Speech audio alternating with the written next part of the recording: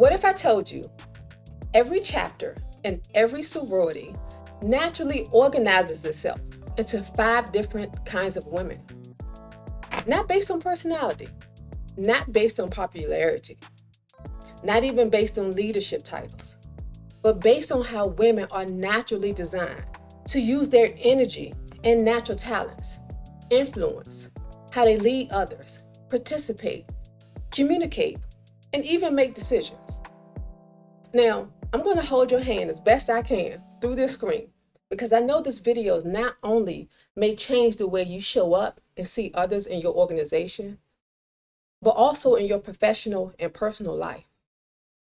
Because suddenly you have a satori, a aha moment, when you realize why certain sorors always end up overworked, why certain sorors get overlooked, why certain women naturally become the advisors, why some women disrupt the culture, why others disappear quietly, and why everybody keeps expecting all women to contribute the exact same way when we were never designed to. Today, we're going to take a look at sociology of sisterhood through the lens of human design. And once you see it, you can never unsee it. Now, for those of you who are new here, welcome. Hi, I'm Erica, founder of Satori Synergy. I'm a social scientist, retired social worker, former corporate chief diversity officer. I'm a licensed human design for business, a BG5 analyst, an executive astrologer strategist. My undergraduate degree is in sociology. My MBA is in human resources management, and my signature business sociology framework focuses on helping people understand how they are naturally designed to lead, work, communicate, and build relationships so they can work smarter instead of harder and in alignment with their power and purpose so they can begin to experience a softer life while being a stronger leader.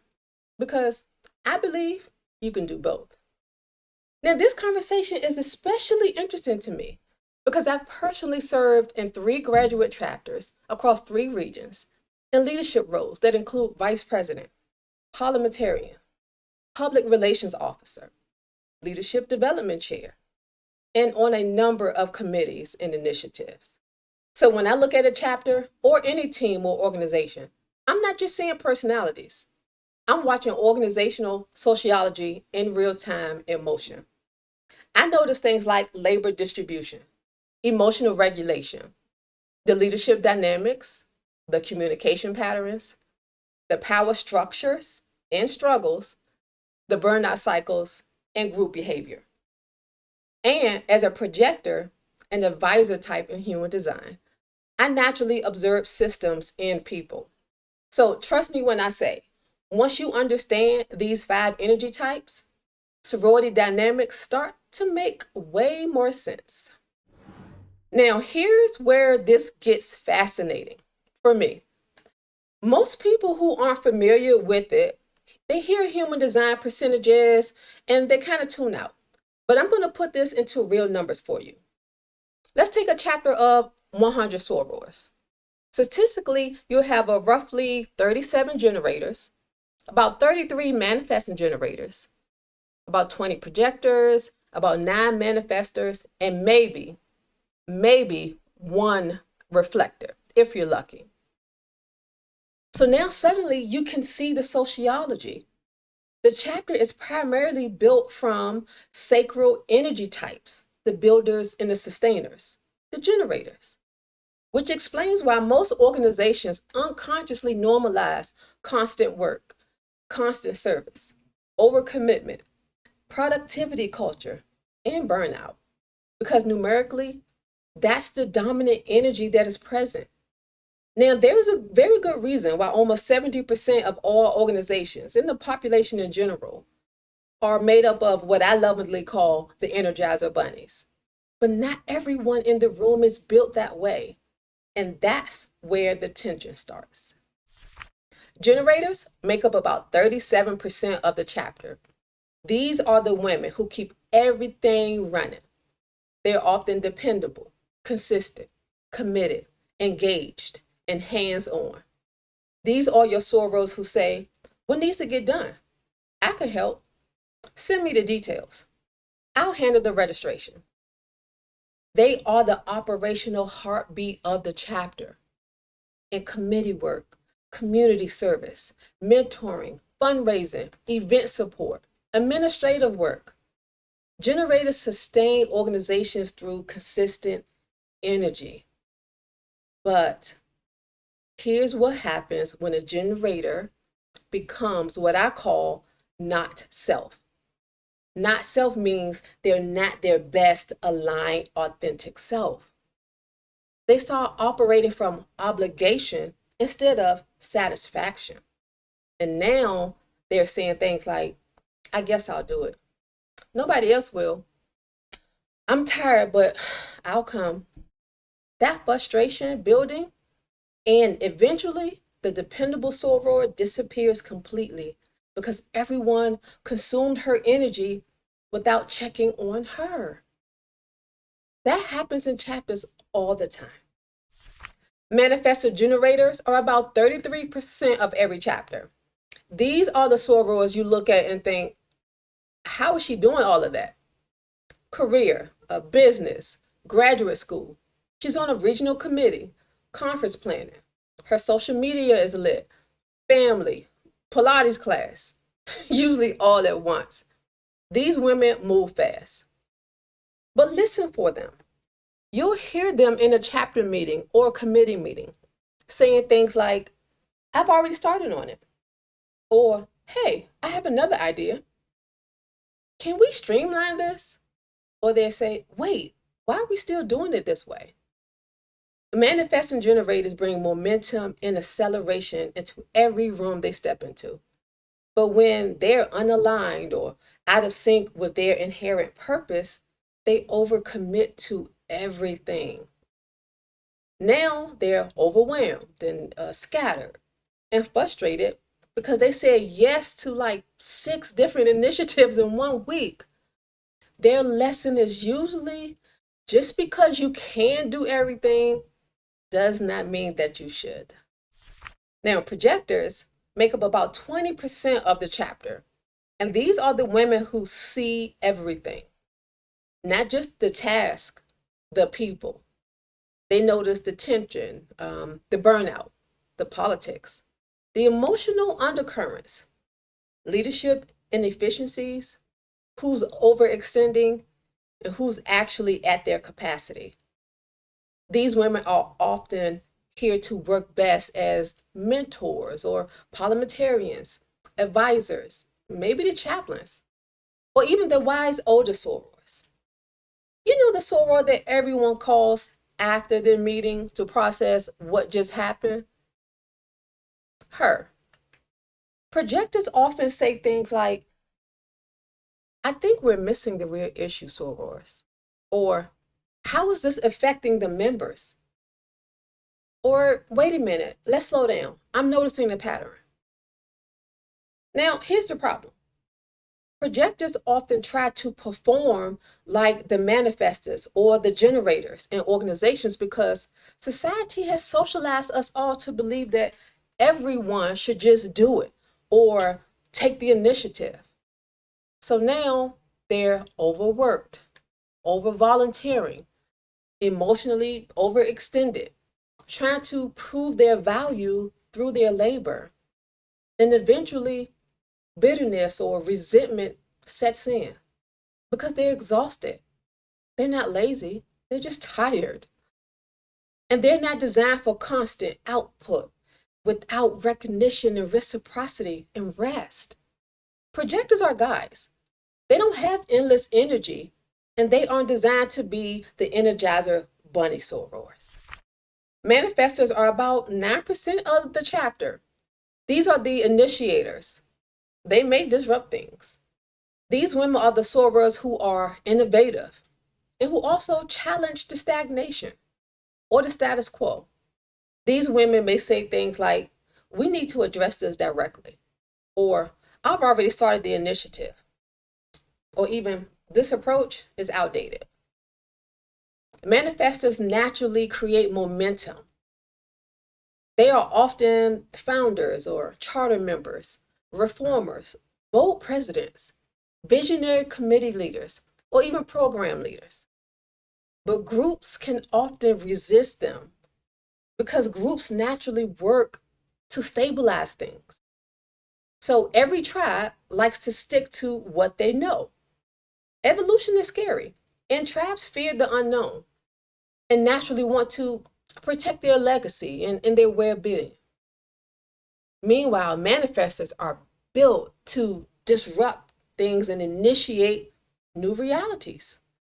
And for good reason, because nothing new would come about if it weren't for this type of energy being present. So, what happens? Many manifestor sorors begin to suppress themselves to avoid backlash. Then they're saying, never mind, it's not worth the fight. I'll just stay quiet. Meanwhile, internally, they may be feeling angry.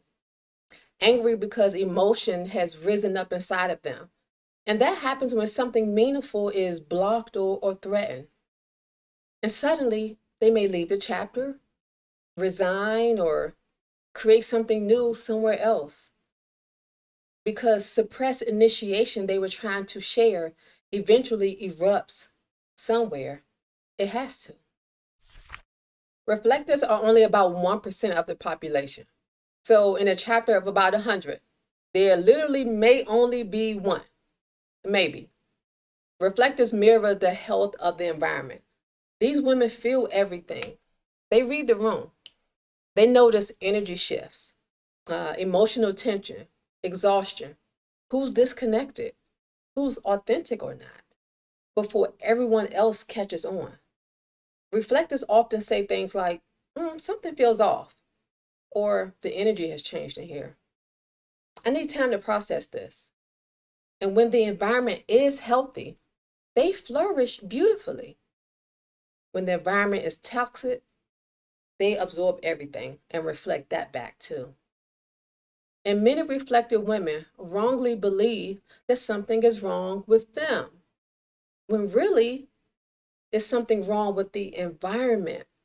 That's a huge distinction because self-awareness, well, without the self-awareness, they'll turn the disappointment that they're experiencing on themselves instead of holding it externally as an observation of the environment they are in. And honestly, this is why differentiation matters. Not so women can box themselves in, but so women can stop abandoning themselves trying to perform as other energy types that they are not. The generator should not have to become a manifester to be respected. The projector should not have to overwork to prove her value. The manifester should not have to suppress herself to be accepted. The reflector should not have to ignore her sensitivities so she can survive the group. And the manifesting generator should not have to shrink all of her multifaceted energies and superpowers to make everyone comfortable. Healthy sisterhood requires differentiated contributions, not sameness. And I honestly believe many women have spent years feeling frustrated in organizations simply because they were unconsciously trying to operate against their natural designs. Even though it was all in good intention and wanting to be of service and to be sisterly. You now have a language for that frustration, that anger, that resentment, and that disappointment. I use human design for business as an orientation, alignment, and a transformation tool to get teams and individual leaders to operate in peace, satisfaction, success, and delight. Because I understand that self-awareness is empowering. It's not your run-of-the-mill, check the box, personal and professional development. I know that self-awareness leads to social awareness, and that contributes to organizational intelligence and operational excellence. If this conversation resonated with you, I highly recommend pulling your human design chart and learning your type as a foundational part of your character development, no matter where you are in your career or how many years you've been a member of your organization. Your chart reveals your energetic patterns around your leadership style, your decision-making process, your best communication strategy, even your ideal work environment, and your relationship dynamics, the projects you'll best work on, and the roles you'll play and thrive in. I spent years as a diversity corporate executive, so I assure you that this is not about putting women into boxes and excluding them. We have enough labels. This is about giving women permission to stop forcing sameness. Sure, we share values and we're like-minded in many ways, but just imagine if we actually acknowledged, accepted, and respected each other's inherent differences. That way, every soror can contribute effectively in the way that she was designed to thrive and in align with her purpose. She could be put in the correct roles where she can shine brightest and contribute to her heart's content. Former United States Vice President Kamala Harris, a generator type, she inspired innovation and evolution with her philosophy that, and I quote, "Our unity is our strength and our diversity is our power." I invite you to be the change you want to see. You can generate your chart directly through my website at satorisynergy.com/chart and even download your career design report. That's where I introduce you to your individual interaction, communication, and decision-making strategies based on your specific design chart. And if you want deeper support and understanding of your leadership type, want to explore your career alignment, relationships, or your organizational role, you can also explore my Satori orientation session or professional impact profiles and other services for one-on-one expert experience with me where I offer guidance. If you're interested in bringing this conversation to your chapter or your organization, conference, retreat, your resource group, I love to connect. My email is hello@satorisynergy.com. Yes, of course, we have technology and all types of apps that enhance our personal and professional development. But the one thing artificial intelligence can't solve for, well, three actually: emotional, social, and energetic intelligence. Human intelligence about yourself and others is irreplaceable. I'll leave you with this one quote from the late, great Maya Angelou, a manifestor type, that has changed the way I look at things, which is what a manifestor does. She said, "Once you know better, you can do better." The blueprint and language necessary to improve sisterly relations, membership engagement, leadership development, program implementation, and even operational excellence is here. And it starts with self-awareness. I thank you, phenomenal women, for spending time with me today. Let me know your leadership type in the comments. I'd be happy to chat with you about it. Save this so you can find it when you need it. Share it with your favorite soror. And until next time, go be great, superstar.